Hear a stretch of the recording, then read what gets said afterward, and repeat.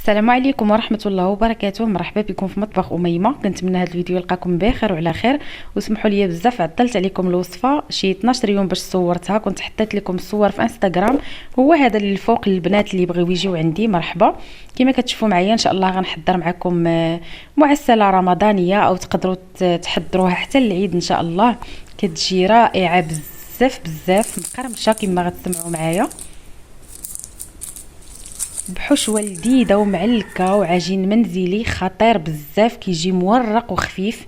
الا كنتوا اول مره غتشوفوا القناه مرحبا بكم، ما تنساوش الاشتراك وتفعيل الجرس باش دائما يوصلكم الفيديوهات. بلا ما نزيد نطول عليكم اكثر، ندوزو مباشره لتحضير الوصفه. فاول حاجه غنبداو بتحضير العجين، واللي كتجي رائعه بزاف. غنحتاجوا ليها علبه من الياغورت الطبيعي بدون سكر من فئه 110 غرام، بنفس العلبه من بعد ما فرغتها عمرتها بالزيت، وغنعبر بها كذلك ما زهر. غنضيف عليهم كيس خميره الحلويات من فئه 8 غرام او 7 غرام اللي توفر عندكم، وغنزيد عليهم كيس بنكهه زهره البرتقال، او ممكن تعوضوه بسكر فانيلا الا ما توفرش عندكم، او نكهه الفاني. غنزيد عليهم نصف ملعقه صغيره ديال الملحه. انا غتشوفوا معايا درت معلقه حيت هاد المعلقه صغيره بزاف. غنخلط هاد المكونات مزيان مع بعضياتهم غير بالخلاط اليدوي، وغنضيف عليهم 450 غرام بالضبط ديال الدقيق اللي كنت عابره هنايا، دقيق نوعيه جيده الخاص بتحضير الحلويات. نتوما عبروا 450 غرام، ولكن ما تضيفوهاش كامله، خليو واحد شويه حتى تشوفوا، حيت النوعيه ديال الدقيق كتختلف، وكاين اللي كيتشرب وكاين اللي لا. انا هذه هي الكميه اللي خدات معايا بالضبط. راه غتبان لكم العجينه بدات كتجمع. غنزيد نجمعها مزيان، وكنتحصل عليها بهذا القوام. ما كتكونش عجينه مرخوفه وكتلصق في اليدين، يعني كتكون عجينه مجموعه وفي نفس الوقت رطبه باش ما كتعذبناش من بعد في التشكيل. صافي غنخلطها هكا غير واحد شويه بيدي حتى كنحس بالمكونات كاملين منسجمين، راه ما كتحتاجش للدلك بزاف.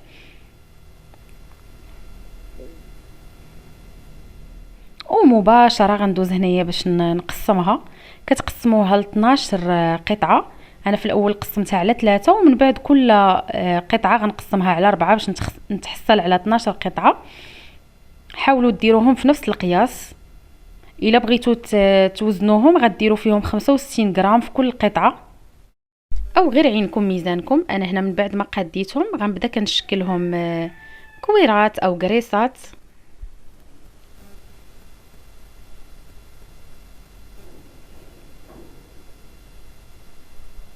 كتشوفوا معايا العجينه رطبه، القوام ديالها كيجي زوين بزاف.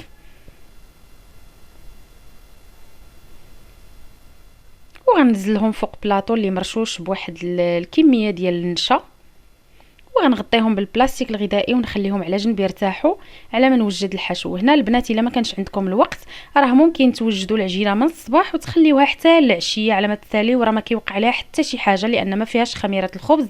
بالعكس كل ما ارتاحت كتساعدكم وكتطلق بكل سهوله. بالنسبه للحشو عندي هنايا 500 غرام او نصف كيلو من كاوكاو او الفول السوداني. كان عندي هنا كاوكاو الكبير اللي بالقشره ديالو، حمرته في الفران، من بعد قشرته من ديك القشره وطحنته في الطحانه حتى كيرجع بحال هكا مهرمش، ما يكونش رقيق بزاف وما تخليوش غليظ باش كيجي في الماكله ديالو زوين. والا كان عندكم كاوكاو اللي بلا قشره حتى هو مسحوه مزيان من الغبره، ودهنوه بواحد المعلقه كبيره ديال الزيت وحمروه على نار مهيله حتى كيذهب. انا هنا راه فوت فيه شويه طياب. وعندي كاس ديال الزنجلان بقياس كاس العنبه او ما يعادل 150 غرام، حتى هو حمرته غير في المقله على نار مهيله، ودرته في الطحانه وهو مازال سخون باش يتطحن بكل سهوله. زدت معاه 2 معالق كبار ديال السكر. هاد الكميه ديال السكر راها كافيه حيت مازال غنعسلوا هاد الحلوه كتجي هي هذيك. صافي كتحاولوا تطحنوه مزيان. الا عندكم طحانه كطحن اكثر من هكا طحنوه حتى يرجع بحال البخالي، نيت يعطي مذاق زوين. انا هذا هو الجهد ديال الطحانه اللي عندي. غنزيدوا على كاوكاو. هاد الحشوه راه كتجي لذيذه بزاف بالتمازج ديال الكاوكاو والزنجلان. وغنسمهم بواحد المعلقه صغيره ديال القرفه، وكما قلت لكم هاد المعلقه راها صغيره بزاف، اللي ما تيبغيش المذاق ديالها ممكن يستغنى عليها. غنزيد واحد الرشيشه ديال الملحه، ضروري كتخرج لينا المذاق. وغنزيد معاهم واحد نص كاس مع مرش ديال الزبده. انا استعملت زبده من اصل حيواني، وكما شفتوا معايا راني درت زبده نوازيط كانت شاط ليا من الشباكيه. زبده من اصل حيواني كتعطي مذاق زوين، ولكن الا ما توفرتش عندكم ممكن ديروا الزبده النباتيه ديال العلب حتى هي غليوها حتى تنشف شويه من الماء اللي فيها. صافي زدت هنايا معاهم واحد المعلقه كبيره ديال ماء الزهر، وكنزيد نخلط حتى كنتحصل على آه، عقده اولا حشوه بهذا القوام هذا، كتكون معلكه وكتشكل بكل سهوله. غنغطيها ونخليها على جنب باش ما تنشفش، ونرجعوا للعجين. غنحتاجوا هنايا نشا الذره او المايزينا، ممكن تستعملوا ديال العبار باش تقام عليكم اقتصاديه. انا خديت هاد العلبه هذه اللي فيها 180 غرام وراها كانت كافيه ووافيه، يعني شاط ليا منها ما احتاجيتهاش كامله. صافي غناخذ هكا اول كره كنت شكلتها، كدوزوها مزيان في النشا وكتطلقوها هكا واحد شويه بنفس الطريقه البنات اللي كنت حضرت معكم بها لسان الطير، غير في هذه المرحله هذه، وبنفس الطريقه اللي كيحضروا بها بات فيلو. خديت الكره الثانيه حتى هي دوزتها مزيان في النشا، ضروري البنات حيت النشا هنا هي اللي كتساعدنا باش نطلقوا العجينه وكتعطينا التوريق. كتحاولوا تطلقوها بنفس القياس اللي طلقتوا به الكره الاولى، كتديروا فيها هكا واحد الطبقه من النشا، عاد كتحطوا فوق منها القطعه الثانيه. بنفس الطريقه غناخذ الكره الثالثه حتى هي غندوزها مزيان مزيان في النشا، وغنطلقها بنفس القياس اللي طلقت به الكرات الاولين. انا هذه بانت ليا واحد شويه ناقصه، غنزيد نطلقها شويه.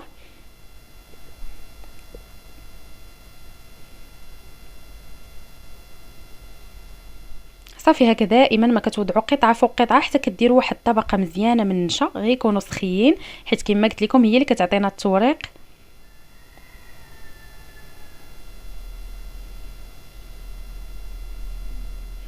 غنبقى مستمره بحال هكا حتى غنكمل الكميه كامله ديال 12 قطعه.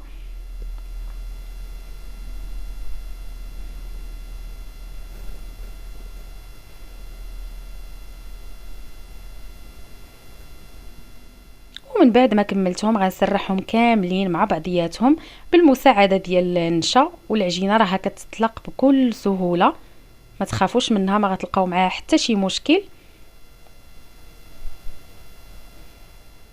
مره بحال هكا كتقلبوها باش تاكدوا ان العجين ما يتقلصش لكم من الجوانب، وكتحاولوا بحال هكا تخرجوا العجين من الجوانب باش تحصلوا على شكل مستطيل وتجي العجينه ديالكم قاده، ما يكونش عندكم فيها ضياع من بعد.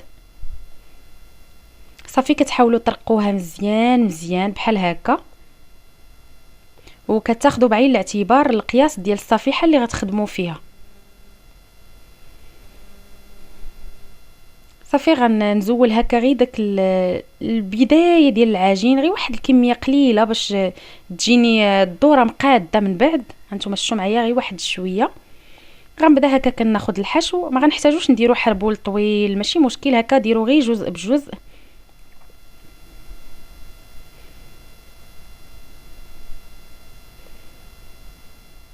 غير حاولوا هاد الحشو ديروها بنفس السمك باش يجيوكم المعسلات ديالكم من بعد في نفس القياس.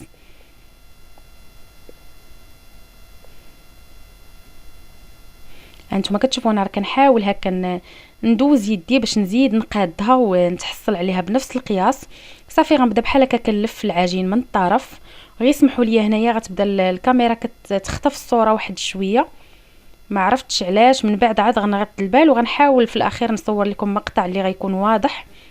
كناخذ هنايا كاس فيه الماء وواحد البانسو، كندهن الطرف ديال العجين شويه باش نتاكدوا انها غتلصق، وكنعاود نلف العجين وكنقطعها بالقطاعه ديال البيتزا او بشي موس. وكما كتشوفوا معايا كنعاود ندوز هكا يدي على داك الحربول باش يكون في نفس القياس، يعني ما تجيش جهه غليظه وجهه رقيقه. وكتاخذوا هكا الصفيحه ديال الفران اللي تكونوا دهنتوها مزيان مزيان بالزبده، وكتنزلوا فيها هاد الشريط ديال الحلوه. بالنسبه لهاد الجوانب كيكونوا بحال هكا شويه رقاق، ماشي مشكل، انا اصلا من بعد كنحيدهم باش تجي الحلوه كامله مقاده. بنفس الطريقه غناخذ الحشو، كتشوفوا معايا كنخلي واحد الطرف شويه ديال العجين، عاد كنبدا نوضع الحشو.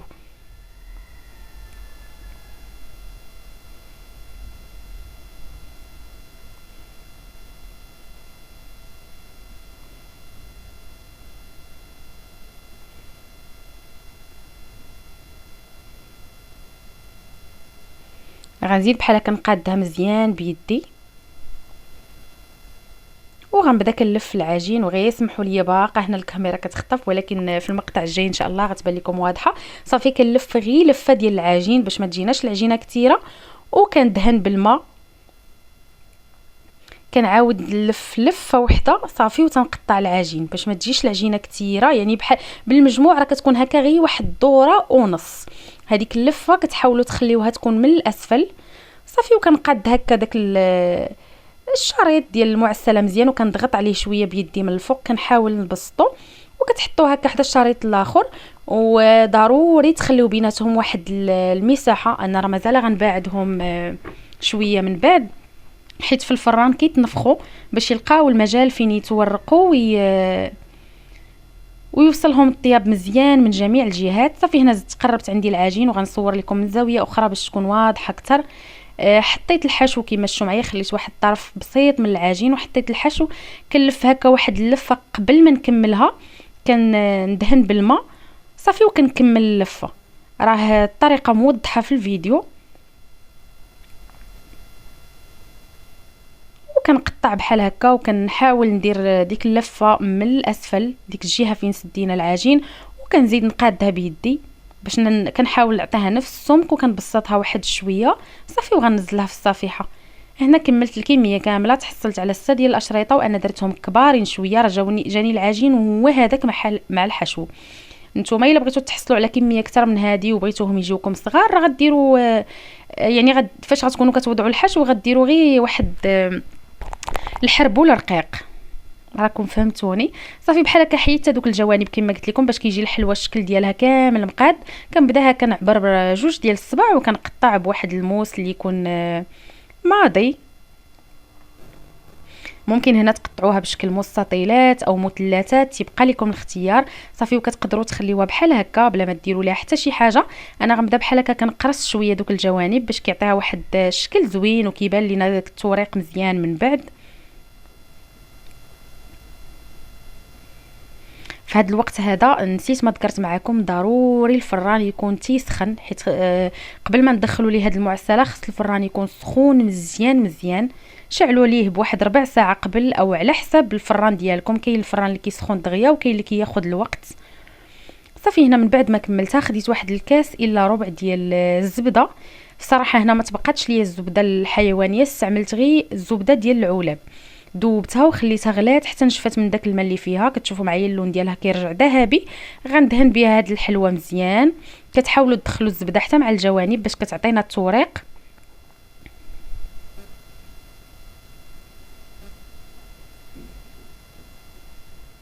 صافي دخلت فيها هاد الكميه كامله ديال كاس الا ربع، ودابا غندخلها الفران اللي كما قلت لكم سخون مزيان. بالنسبه ليا طيبتها في الفرن ديال الغاز، غنشعل عليها في الاول غير من الاسفل، النار تكون ناقصه شويه حتى كتبان لكم تحمرات. عاد كتشعلوا عليها تكمل الطياب من الفوق نار مهيله باش تاخذ لون موحد. الا كان عندكم فرن الكهرباء راه ممكن تشعلوا عليها من الفوق ومن التحت مره واحده، ديروا 180 درجه تقريبا. صافي. والوقت راه كيبقى على حسب الفران ديالكم، مهم كتردوا معاها البال. في الوقت اللي دخلتها الطيب غندوز هنايا نوجد القطر باش غنسقيوها. درت فيه كاس ونصف ديال السكر حبيبات، وغنزيد معاهم كاس ونص ديال الماء وقطعه ديال الليمون الحامض. غنحركهم حتى يذوب شويه داك السكر وغنديرهم فوق البوطه حتى كيغلى الخليط، وكتحسبوا ليه 10 ديال الدقائق وتطفوا عليه. هنا من بعد ما تحمرات المعسله كما كتشوفوا معايا راه كتنفخ، وانا هنا راه كنت كحزتهم شويه باش يوصل لهم الطياب حتى من الجوانب مباشره وهي مازال سخونه. كنخوي عليها داك السيرو او القطر اللي كيكون حتى هو دافي. وهاد العمليه الا صلح لكم ديروها في الفران، يعني ما تخرجوش الصفيحه ديالكم. انا ما صلحش ليا كيفاش نصور لكم في الفران فخرجتها، ولكن من الاحسن تسقيوها وهي في الفران. ورجعتها هنايا الفران اللي كيكون باقي سخون ولكن طافي، وكتخليوها حتى كتبرد فيه وكتشرب مزيان. عاد كتخرجوها هنا من بعد ما بردات كتشوفوا معايا كتشرب داك القطر كامل. خديت هنا واحد الكميه من العسل وغندهنها هكا من الوجه ديالها باش يلصق ليا داكشي اللي غنزين به. انا زينتها هنايا بشويه ديال كاوكاو كونكاسي محمر، تقدروا ديروا كاوكاو ايفيلي او زنجلان بما اننا حضرناها بكاوكاو وبزنجلان. صافي غنبدا هكا كنحيد دوك الجوانب بطبيعه الحال حتى هما ما كيضيعوش، راه كناكلوهم. ممكن هنا البنات الا ما بغيتوش تسقيوها بداك القطر راه تقدروا تسقيوها بالعسل، سخنوه باش يكون خفيف وتشربوا لكم مزيان، وكتسقيوها كيف ما قلت لكم وهي في الفران ضروري باش كتشرب مزيان. هانتوما شوفوا معايا غنوريكم هذه في الجانب. شوفوا معايا التوريق راه كتجي مورقه نفس التوريق من الفوق تيجي حتى من التحت، راه غير تيدرق مع داك العسل حيت كيتشرب بزاف من التحت. بصراحه انا هنا كنت باغا نوريها لكم قبل ما نسقيها، كنت باغا نوريكم شي وحده غير نسيت باش يكون التوريق واضح اكثر. وكتجي مقرمشه كما كتسمعوا معايا، ورقه على ورقه.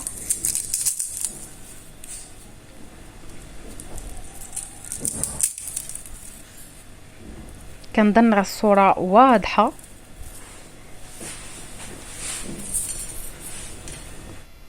هانتوما هنا بقات واحد الوريقه في الجانب ديال الطاوه وبغيت هكا نوريها لكم، راه كتجي تماما بحال لاباط فيلو الجاهزه، شفافه ومقرمشه. هذا هو الشكل ديالها، راه كتجي معسله والحشو حتى هو تيجي لذيذ بزاف. وكما قلت لكم الطريقه ديال التحضير ديالها تيبقى لكم الاختيار، تقدروا تقطعوها بشكل مثلث باش تجيكم بحال البريوات، ممكن تقطعوها على شكل سيغار، مهم نتوما تيبقى لكم الاختيار. وحتى هكا تيجي الشكل ديالها زوين بزاف بزاف كما كتشوفوا معايا. كنتمنى الصوره تكون واضحه، وخا الاضاءه عندي ناقصه بزاف غير سمحوا لي، وكندير المونتاج غير بالتليفون كتجي الكاليتي شويه ناقصه. بالنسبه لطريقه الاحتفاظ كتحاولوا بحال هكا ديروها في كويغطات، انا كنفضل نديرها في كويغطات. قربت لكم هنا باش تشوفوا التوريق.